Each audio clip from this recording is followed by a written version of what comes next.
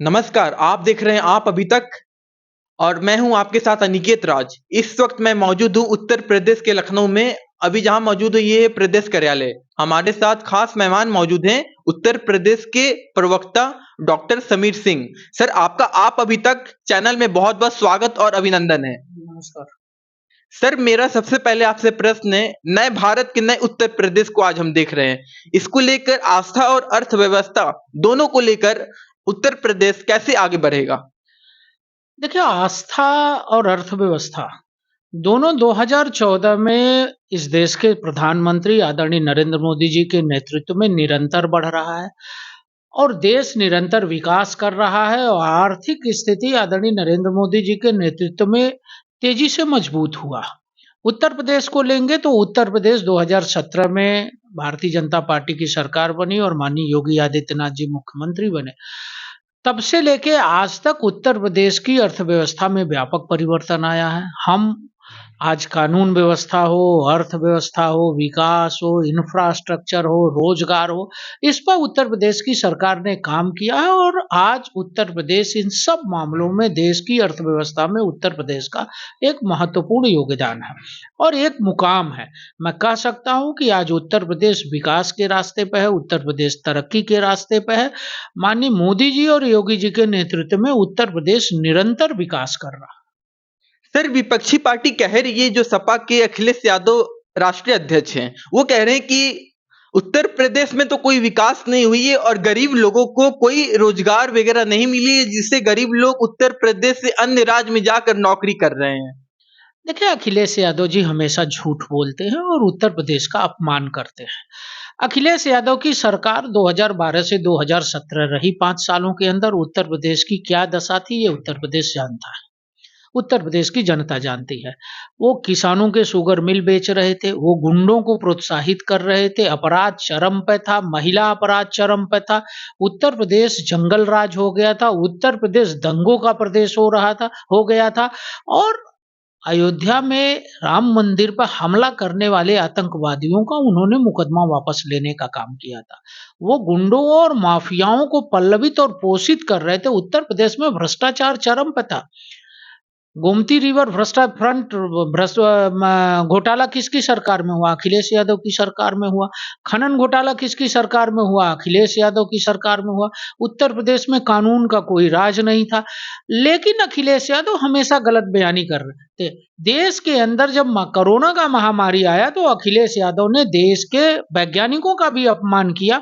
अखिलेश यादव ने कोरोना की वैक्सीन को भारतीय जनता पार्टी की वैक्सीन बताया और देश के वैज्ञानिकों का अपमान किया, लोगों को भ्रमित किया। अखिलेश यादव रोज झूठ बोलते हैं। उनकी सरकार में मुस्लिम बेटी उनकी बेटी थी, बाकी बेटियां किसकी बेटी थी? उनकी सरकार की योजनाएं एक धर्म विशेष के लोगों के लिए बनाई जाती थी। न लोगों को बिजली मिल रही थी, न लोगों को राशन मिल रहा था, न लोगों को दवाई मिल रही थी, न लोगों को पढ़ाई मिल रही थी, न लोगों को रोजगार मिल रहा था। और आज भी अखिलेश यादव नफरत की बात करते हैं और नफरत फैलाने का काम कर रहे हैं। सर अखिलेश यादव कह रहे हैं कि 2024 लोकसभा चुनाव की बिगुल अब बज चुकी है। पहले चरण में मतदान हो चुके हैं और अब दूसरे चरण में होने वाली है कुछ दिन में। तो इसको लेकर वो कह रहे हैं कि इस बार देश में प्रधानमंत्री नरेंद्र मोदी जी को हटाया जाए, राहुल गांधी जी को बनाया जाए। ऐसा क्यों? देखिए, अखिलेश यादव, मैंने पहले भी कहा, झूठ बोलते हैं। अखिलेश यादव की जो पार्टी है समाजवादी पार्टी, उसके बारे में आप देखेंगे पिछले दिनों फर्स्ट पेज का चुनाव खत्म हुआ, टिकटों का जिस प्रकार से बंटवारा हुआ उनके यहाँ जातिवाद भी, पार्टी के अंदर परिवार में जातिवाद है। सिर्फ परिवार के यादवों को लड़ा रहे हैं। वो यादव की बात करते हैं, यादवों के भी साथ नहीं है और हमेशा उनकी पार्टी कहीं न कहीं संघर्षों में रही है। उन्होंने अपने पिता को निकाल के अपनी पार्टी पर कब्जा किया, अपने चाचा को पार्टी से निकाला। अखिलेश यादव कन्नौज से चुनाव नहीं लड़ रहे हैं, दूरी बना लिए। शिवपाल यादव को उन्होंने टिकट दिया, शिवपाल यादव ने रिफ्यूज कर दिया और अपने बेटे आदित्य यादव को वहां से चुनाव लड़ा। कहीं न कहीं अखिलेश यादव को सच्चाई पता है। अखिलेश यादव 2014 हारे, 2017 हारे, 2019 हारे बसपा से गठबंधन के बाद, 2022 की विधानसभा हारे और 2024 की लोकसभा वो बुरी तरह पराजित होंगे। इस बात का एहसास उनको है, इसी नाते उन्होंने लोकसभा चुनाव लड़ने से दूरी बनाई। उनके चाचा शिवपाल यादव ने दूरी बनाई और अपनी पत्नी को मैनपुरी से इस नाते लड़ा रहे हैं कि किसी तरह से हम मैनपुरी सीट से अपनी जीत सुनिश्चित कर सकें। सर, मैनपुरी से आपने अभी बात कही, तो मैनपुरी से जो उत्तर प्रदेश सरकार के कैबिनेट पर्यटक संस्कृति मंत्री श्री जयवीर सिंह जी, वो इस बार पुनः फिर से चुनाव लड़ रहे हैं मैनपुरी से। देखिए, मैनपुरी लोकसभा की एक विधानसभा से वो विधायक हैं, उत्तर प्रदेश सरकार में मंत्री हैं और वहाँ के रहने वाले हैं, मजबूती से चुनाव लड़ रहे हैं। पहले भी वो जनप्रतिनिधि रहे हैं और मैं विश्वास दिलाता हूँ आपको कि मैनपुरी की जनता जो उन्होंने विकास किया है, जो मैनपुरी का और फिरोजाबाद, इटावा, अगल-बगल के जिलों का जिस प्रकार से उनके मन में विजन है विकास का, निश्चित रूप से मैनपुरी की जनता उन पर भरोसा करेगी और उनको बड़ी बहुमत के साथ लोकसभा के चुनाव में विजयी बनाएगी। सर, मेरा खास सवाल आपसे है सर, उत्तर प्रदेश में 80 सीट है लोकसभा चुनाव को लेकर, और इस बार प्रधानमंत्री जी का लक्ष्य है 2024 नहीं 2047। वो कई सारे जनसभा में कह रहे हैं मेरे लिए जो लक्ष्य है 2047 है। नहीं, निश्चित रूप से देखिए, माननीय प्रधानमंत्री जी ने जो विजन दिया है वो 2047 का दिया है और उत्तर प्रदेश के अंदर 80 की सीटें 80 की 80 जीतने की बात हम कर रहे हैं। उन्होंने 400 के पार का लक्ष्य दिया है एनडीए को। हमें मानते हैं कि माननीय प्रधानमंत्री ने जो कहा है वो किया है। 2014 में आप देखिए, उन्होंने कहा था कि हमको स्पष्ट बहुमत की सरकार मिलेगी और वो देश की जनता हमको स्पष्ट बहुमत की सरकार देगी। 2014 में हमको स्पष्ट बहुमत की सरकार मिली, माननीय प्रधानमंत्री जी ने जन कल्याण का काम किया। 2019 में उन्होंने कहा था कि हम 300 के पार जाएंगे और देश की जनता ने उनको आशीर्वाद दिया और हम 303 सीटें जीतने में कामयाब रहे। आज फिर उन्होंने कहा है कि हम 400 के पार जाएंगे, एनडीए 400 पार होगी, फिर एक बार मोदी सरकार होगी। मुझे विश्वास है कि जनता जिस प्रकार से माननीय मोदी जी पर भरोसा कर रही है, निश्चित रूप से हमको 400 के पार सीटें मिलेंगी और उत्तर प्रदेश में हम 80 की 80 सीटें जीतने में कामयाब होंगे। सर, उत्तर प्रदेश में प्रधानमंत्री जी के नेतृत्व में क्या विकास हुई है और मुख्यमंत्री योगी आदित्यनाथ जी के नेतृत्व में क्या विकास हुई है उत्तर प्रदेश में? कई सारे विपक्ष वाले कह रहे हैं कि गरीब के घरों में जो बुलडोजर चलाया जा रहा है, ये इसके जिम्मेदार मुख्यमंत्री योगी आदित्यनाथ जी हैं। देखिए, नजरिया का फर्क होता है। विपक्ष के नजरों में जो माफिया हैं, गुंडे हैं, वो उनको गरीब दिखते हैं और गरीब उनको नहीं दिखता है। लेकिन भारतीय जनता पार्टी के नेता और हमारे देश के प्रधानमंत्री माननीय मोदी जी और उत्तर प्रदेश के मुख्यमंत्री माननीय योगी जी की नजरों में गरीब का विकास होना चाहिए, गुंडा माफिया जेल में होना चाहिए। देखिए, जिसको प्राथमिकता पर माननीय मोदी जी ने लिखा था, माननीय मोदी जी ने कहा हम सबका खाता खोलेंगे, बैंकों के अंदर उन्होंने जनधन खाता खुलवाया, घरों से धुएँ को बाहर करेंगे। उन्होंने उज्ज्वला गैस के माध्यम से गरीबों को रसोई गैस दिया, उन्होंने किसान पेंशन दिया, उन्होंने उत्तर प्रदेश समेत देश के कई खाद कारखाने यूपीए सरकार में बंद हो गए थे। उसमें गोरखपुर का भी फर्टिलाइज़र कारखाना था, जिसको माननीय मोदी जी के नेतृत्व में शिलान्यास भी हुआ और माननीय मोदी जी ने उसका उद्घाटन भी किया और आज गोरखपुर के फर्टिलाइज़र कारखाने में बड़े पैमाने पर फर्टिलाइज़र खाद बन रहा है और देश के 5 ऐसे बड़े कारखाने फर्टिलाइज़र के जो बनते उनको मोदी जी ने प्रारंभ किया। आज देश में करोड़ों लोगों को प्रधानमंत्री आवास मिला, उज्ज्वला गैस कनेक्शन मिला, घरों को रोशन करने के लिए बिजली का कनेक्शन मिला, सड़कें बनी, एयरपोर्ट बना, कोरोना के काल में सबको फ्री राशन और फ्री वैक्सीन मिला। ऐसे बहुत सारे काम हैं जिनको मैं गिनाऊंगा तो मोदी जी के कामों को गिनाने के लिए हमको कई दिन लगेंगे। वहीं उत्तर प्रदेश के काम को देखिए, माननीय मुख्यमंत्री जी ने जो उत्तर प्रदेश बदहाल था, उस उत्तर प्रदेश की आर्थिक स्थिति को बदलने का काम किया। उत्तर प्रदेश में आज सबसे ज्यादा एयरपोर्ट है, उत्तर प्रदेश में आज 5-5 एक्सप्रेसवे बन रहे हैं, उत्तर प्रदेश के अंदर आज कानून व्यवस्था का राज है, माफिया उत्तर प्रदेश से बाहर है। उत्तर प्रदेश के अंदर सर्वाधिक नौजवानों को रोजगार और नौकरी देने का हमने काम किया। 6.5 लाख सरकारी नौकरी आज तक इतिहास में किसी भी पार्टी को नहीं मिला, किसी भी पार्टी की सरकार में नौजवानों को नहीं दिया। 1,30,000 अकेले पुलिस की भर्ती हमारी सरकार ने किया। वो शुगर मिल बेचते थे और हमारी सरकार के मुख्यमंत्री माननीय योगी जी ने शुगर मिल चलाया। हमने पिपराइच की शुगर मिल चलाई, हमने मुंडेरवा की शुगर मिल चलाई, हमने मोहिउद्दीनपुर की शुगर मिल का क्षमता बढ़ाया। यहाँ तक कि माननीय मुख्यमंत्री जी ने रामाला शुगर मिल, चौधरी चरण सिंह की जन्मभूमि की शुगर मिल है, उसको 500 करोड़ रुपया देके उसकी क्षमता बढ़ाने का काम किया। तो मैं ये कह सकता हूँ कि माननीय मुख्यमंत्री जी और माननीय प्रधानमंत्री जी की दृष्टि एक-एक व्यक्ति पे है, गरीब का उत्थान हो, व्यापार बढ़े। आज जिस प्रकार से इंफ्रास्ट्रक्चर का विकास उत्तर प्रदेश के अंदर हो रहा, हम मोडी ओपी के माध्यम से प्रत्येक जिले में एक-एक उत्पाद को बढ़ा रहे हैं। आज उनको मार्केट मिल रहा है, आज विश्वकर्मा योजना के माध्यम से गरीबों को सम्मान मिल रहा है। ऐसी बड़ी सारी योजनाएँ हैं। माटी कला बोर्ड हमने बनाया, पिछड़ा आयोग हमारी सरकार के माननीय प्रधानमंत्री जी के नेतृत्व में संवैधानिक दर्जा दिया गया। ऐसे बहुत सारे काम हैं जिनको मैं गिनाऊँगा तो हमें लगता है कि कल का सवेरा हो जाएगा। मैं सिर्फ इतना कहूँगा विपक्ष से कि एक बार अपने चेहरे को आईने में झाँकिए, आपको सच्चाई पता चल जाएगी। उत्तर प्रदेश के मुख्यमंत्री योगी आदित्यनाथ कई सारे सभा में बोले हैं कि उत्तर प्रदेश में अब फिल्म सिटी बनाया जाएगा।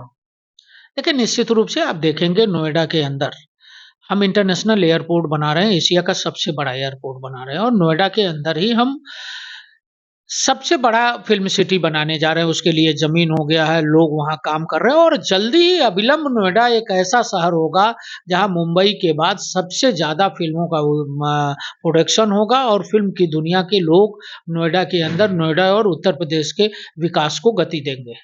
अभी कुछ दिन पहले सपा के राष्ट्रीय अध्यक्ष अखिलेश यादव मुख्तार अंसारी के मौत पर उनके आवास गाजीपुर के बगल में मोहम्मदाबाद है, उनके आवास पर गए थे। नहीं देखिए, वही मैं कह रहा था कि कहीं न कहीं अखिलेश यादव की पार्टी, समाजवादी पार्टी, गुंडों को पुरस्कृत करने वाली पार्टी है, आतंकवादियों का मुकदमा वापस लेने वाली। जिस प्रकार से अखिलेश यादव ने मुख्तार अंसारी के मौत पर तुष्टीकरण की राजनीति की, वो बहुत ही निंदनीय है। वो जाके फतीहा पढ़ रहे थे, वो फतीहा पढ़े। वो अतीक अहमद के मरने पर उनको कष्ट होता है, मुख्तार अंसारी के मौत पर उनको आरोप लगाना रहता है। ऐसे 1 दर्जन गुंडा और माफिया होंगे, जो उत्तर प्रदेश के अंदर जिनका पुलिस ने एनकाउंटर किया होगा, जो अपनी मौत मरे होंगे, जो किन्हीं कारणों से जिनकी मौत हुई, वो सब उनको जो बड़े अपराधी थे, कहीं न कहीं अखिलेश यादव को वो गुनहगार नहीं दिखते हैं। जिस व्यक्ति को न्यायालय ने सजा दी हो, 5-5 मुकदमों में 5-5 बार आजीवन कारावास को जिसको सजा हुई हो, अभी आगे भी 10 मुकदमे हैं, अगर उसकी सुनवाई होगी, उसमें फैसला आएगा, तो हमें लगता है कि उनको 5 जन्म की सजा मिलेगी। वो व्यक्ति अखिलेश यादव को बेगुनाह दिखता है, तो मैं निश्चित रूप से कह सकता हूँ कि अखिलेश यादव जी, आपकी नज़रों का दोष है और आपको अपराधी बेगुनाह दिखता है और बेगुनाह अपराधी दिखता है। जनता कह रही है कि उत्तर प्रदेश में जो माफिया राज थी और जैसे कि बहन बेटियां रात में निकलती थी, निकलने से पहले डरती थी, अब गुंडा राज उत्तर प्रदेश में खत्म हो चुकी है। नहीं, नहीं, निश्चित रूप से उत्तर प्रदेश के अंदर आज ज़ीरो टॉलरेंस है अपराध पे।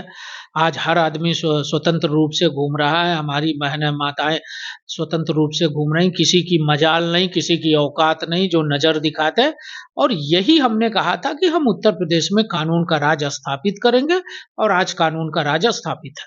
सर, आपसे आखिरी सवाल है सर, उत्तर प्रदेश में जैसे कि प्रधानमंत्री जी बोले कि 4 जून को 400 पार इस बार आना है, तो 400 पार 4 जून के बाद उनका लक्ष्य है कि भारत को एक नई दिशा देना। सर, क्या लगता है इस बार 2024 में क्या भारत को क्या देखने को नया मिलेगा सर?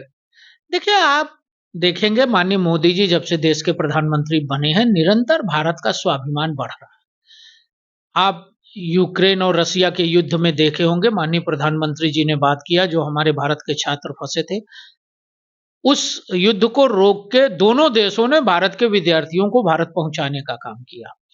आप देखिए, इजराइल के युद्ध में भी दुनिया ये कह रहा है कि अगर भारत के प्रधानमंत्री उसमें हस्तक्षेप करें, तो उससे इजराइल और फिलिस्तीन का युद्ध रुक सकता है। ऐसे बहुत सारे अवसर आए, जब दुनिया के देशों ने ये माना कि कहीं न कहीं मोदी जी ने भारत के स्वाभिमान और सम्मान को बढ़ाया है और भारत की जो शक्ति है, जो ताकत है उसको दुनिया के सामने दिखाया है और रखा है, जिससे भारत का मस्तक ऊँचा हुआ है। आज वही अमेरिका जो पहले भारत के प्रधानमंत्री और भारत सरकार के मंत्री जाते थे तो उनकी क्या दशा होती थी ये किसी से छुपा नहीं है। लेकिन आज उसी अमेरिका का राष्ट्रपति प्रोटोकॉल तोड़ के भारत के प्रधानमंत्री माननीय नरेंद्र मोदी जी को रिसीव करता है।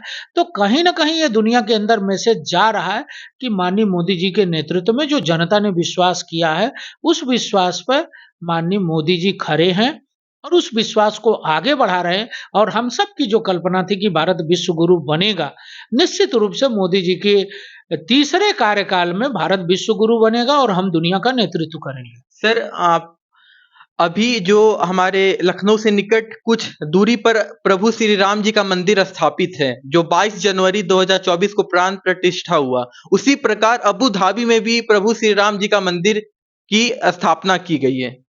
देखिए, निश्चित रूप से ये माननीय मोदी जी के नेतृत्व की क्षमता का प्रकटीकरण है कि जो अयोध्या के अंदर 500 वर्षों से प्रतीक्षा में देश की जनता थी कि भव्य राम का मंदिर बने, वो माननीय मोदी जी, योगी जी के नेतृत्व में अयोध्या में भव्य राम का मंदिर बन के तैयार हुआ और उनकी प्राण प्रतिष्ठा हुई। पूरी दुनिया ने उसको सराहा और हम सब के लिए सौभाग्य का विषय है। और आज आबू धाबी हो, बाकी दुनिया के देश हो, जहाँ हिंदू सकुचाया रहता था, आज वो गर्व से उस देश के अंदर अपने प्राण प्रतिष्ठा, अपने पूजा अर्चना और अपने धर्म की रक्षा के लिए काम कर रहा है और अपना जीवन जी रहा है। हमारा हिंदू धर्म जो है सांस्कृतिक राष्ट्रवाद जिसको भारतीय जनता पार्टी ने अपने एजेंडे में लिया था, हमारा सभी धर्मों का सम्मान करना काम है। हमारे यहाँ नारा है कि वसुधैव कुटुंबकम, हम दुनिया की बात करते हैं, हम सिर्फ हिंदू की बात नहीं करते।